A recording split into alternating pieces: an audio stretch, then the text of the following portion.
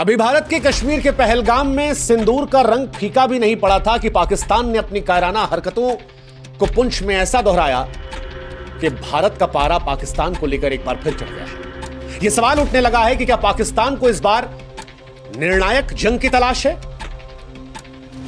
क्योंकि पहलगाम की वादियों में जब लाल सिंदूर बिखरा था तब वो एक आतंकवादी हमला नहीं था, भारत की आत्मा पर आघात था। भारत का धैर्य जवाब दे गया था और इसके बाद भारत ने लाल मस्जिद से लेकर लश्कर तैयबा और जैश ए मोहम्मद के तमाम अड्डों को राख में बदल दिया। भारत ने बताया कि इस बार हमला आतंकियों पर हुआ है, लेकिन पाकिस्तान अगर अपनी नापाक हरकतें खत्म नहीं करेगा तो फिर भारत हर एक खून का बदला खून से लेगा। लेकिन पाकिस्तान ऐसा लगता है कि पागलपन के रास्ते पर निकल चुका है। 6-7 मई 2025 की रात पुंछ एलओसी के पास पाकिस्तानी सेना ने निर्दोषों पर हमला करना शुरू कर दिया। इस हमले में 12 लोगों की मौत हुई, 4 बच्चे थे, कई घायल हो गए और सबसे दर्दनाक तो गुरुद्वारा श्री गुरु सिंह सभा साहिब पर हमला था, जहां पर रागी भाई अमरीक सिंह, पूर्व सैनिक अमरजीत सिंह, दुकानदार रंजीत सिंह, बलविंदर कौर रूबी की जान चली गई। यह सिर्फ एक हमला नहीं था, यह सिख समुदाय के पवित्र स्थल और इंसानियत पर पाकिस्तान का प्रहार था। पाकिस्तान पहले भी पुंछ को आतंक का शिकार बनाता रहा है और एक बार फिर उसे खून से लथपथ किया।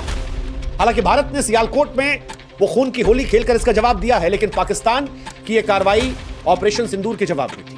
पाकिस्तान की यह कार्रवाई उसकी हताशा, उसकी नीचता का सबूत थी। पाकिस्तान का गुरुद्वारे पर हमला, जहां अरदास और शांति का संदेश गूंजता है, पाकिस्तान की मानसिकता को उजागर करने वाला था कि पाकिस्तान पागलपन की किस हद तक जा चुका है कि जो भारत को अस्थिर करने के लिए अब किसी भी हद तक जा सकता है। पाकिस्तान की इस हरकत के बाद सवाल सिर्फ अब बदले का नहीं रह गया है, सवाल उस अंतिम प्रहार का है जो आतंक की जड़ों को उखाड़ फेंके। पुंछ का खून, पहलगाम का जख्म और गुरुद्वारे पर हमला अब और सहनशीलता की मांग नहीं करता और इसीलिए आज 140 करोड़ आवाम पूछ रही है कि क्या यह वक्त नहीं कि भारत एक ऐसा सबक सिखाए जो पाकिस्तान की मौजूदा सत्ता ही नहीं बल्कि उसकी आने वाली नस्लों को भी बेगुनाहों पर आतंक फैलाने के ख्याल मात्र से थर्रा दे।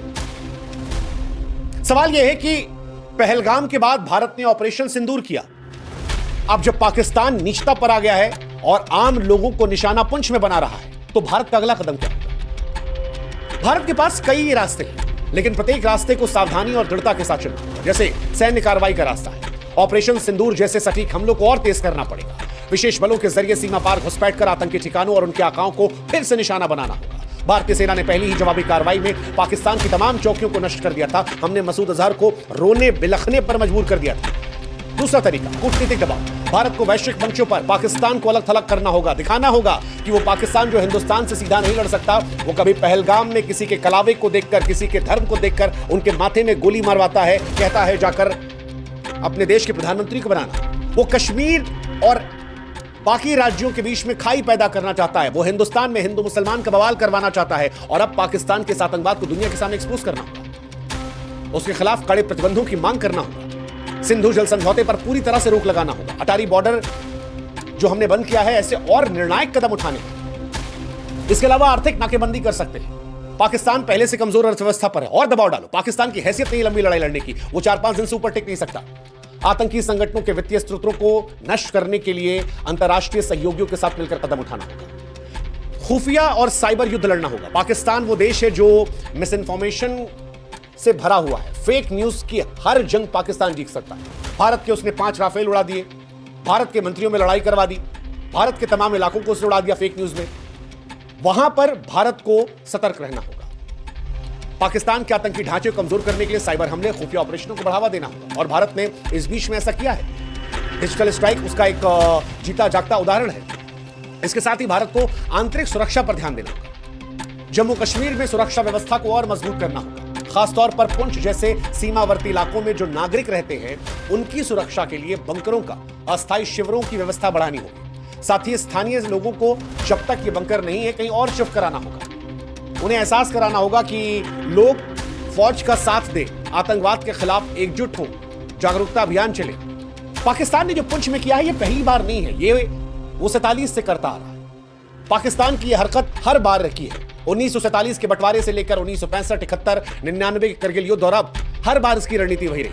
पहले कश्मीर में अस्थिरता फैलाओ, उसके बाद जब भारत उनकी बैंड बजाए तो फिर पाकिस्तान घुसपैठियों को कश्मीर भेज देगा या फिर कश्मीर के आम लोगों पर हमला करना शुरू कर देगा। हर बार की यही कहानी है। 1971 में भारत ने 13 दिन में पाकिस्तान में घुटनों पर लाकर बांग्लादेश बनवा दिया था और आज भी वही कहानी दोहराई जा रही है। पुंछ में गोलीबारी और गुरुद्वारे पर हमला पाकिस्तान की वही पुरानी हताशा है, लेकिन इस बार भारत के जवाब पहले से कहीं ज्यादा तीखा होना चाहिए। लोग कह रहे हैं कि भारत को इस बार ईंट का जवाब फिर से पत्थर से देना चाहिए, या पत्थर की जगह इस बार तो जो पुंछ में किया पहाड़ उठाकर दे दिया। वैसे पाकिस्तान की बौखलाहट समझ में आ रही है। पाकिस्तान की इस बौखलाहट की एक बड़ी वजह है कश्मीरियों का बदला हुआ रुख। धारा 370 हटने के बाद कश्मीर विकास की डगर पर गया। नई सड़कें बन गई, स्कूल बन गए, अस्पताल बन गए, रोजगार के नए अवसर आ गए, कश्मीरियों को भरोसा हुआ। हाल में विधानसभा चुनाव हुए, वहां पर बड़ी संख्या में कश्मीरियों ने पार्टिसिपेट किया।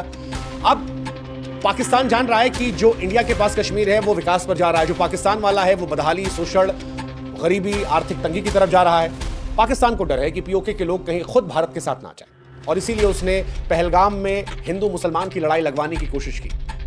इसीलिए धर्म देखकर मारा ताकि कश्मीर को भारत के लोग दूर करना शुरू कर दें, हिंदू मुसलमान के दंगे शुरू कर। लेकिन पहलगाम पाकिस्तान पर उल्टा पड़ा। पाकिस्तान के साथ भारत के संबंध जहां निचले स्तर पर गए, वहीं कश्मीर की जनता ने इस बार पाकिस्तान को एक्सपोज किया, अलग कर दिया और यह पाकिस्तान को डराना है। लेकिन अब सवाल यह है कि पुंछ में जो कुछ हुआ उसका निष्कर्ष क्या होगा? क्या खून का जवाब खून या कुछ और? क्योंकि पुंछ का खून और गुरुद्वारे पर हमला निश्चित रूप से पाकिस्तान के अंत की शुरुआत हो सकता है। अब भारत को तय करना होगा कि जवाब सिर्फ खून से होगा या ऐसी रणनीति से जो आतंक को जड़ से खत्म करे। तमाम सिख नेता आज कह रहे हैं कि सिख हमेशा देश की तलवार रहे। अगर इज्जत पर हमला होगा तो कर्तव्यों को याद दिलाने की जरूरत नहीं है। उम्मीद है कि दुनिया के बाकी देशों में भी जो सिख लोग होंगे वो इस घटना को देख रहे हैं। पुंछ में पाकिस्तान ने जिस तरह से गुरुद्वारे पर हमला किया, निर्दोष सिखों को मारा, उसकी भत्सना ऑस्ट्रेलिया से लेकर कनाडा, अमेरिका में रहने वाले सिख संगठन करेंगे। वो पाकिस्तान पर दबाव बनाएंगे। ये पाकिस्तान को और एक्सपोज कर सकता है। बाकी हिंदुस्तान ने स्पष्ट कर दिया है कि भारत इस बार आतंकवाद को उसकी जड़ से उखाड़ कर फेंकेगा। कल जहां सिर्फ सिंदूर लगाया गया था, अब हल्दी, हवन और तांडव का समय है। ये तांडव न केवल पाकिस्तान के आतंकी ढांचे को ध्वस्त करेगा बल्कि दुनिया को भारत की एकता और शक्ति का संदेश देगा।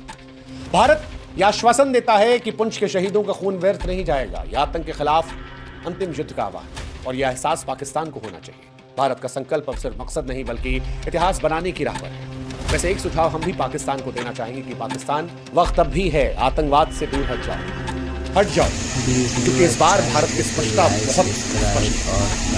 आतंकवाद को लेकर जीरो टॉलरेंस और जिस तरह से तुम इंसानियत को शर्मसार करने की कोशिश कर रहे हो, सिखों पर हमला करके मानवता को दागदार कर रहे हैं, जिसने पहलगाम में किया जिससे इंसानियत शर्मिंदा हो गई। अगर ये हरकतें बंद नहीं हुई तो कहीं ऐसा ना हो कि जिस पाकिस्तान का जन्म 1947 में हुआ था वो 2025 में इतिहास में रह जाए। वक्त अब भी है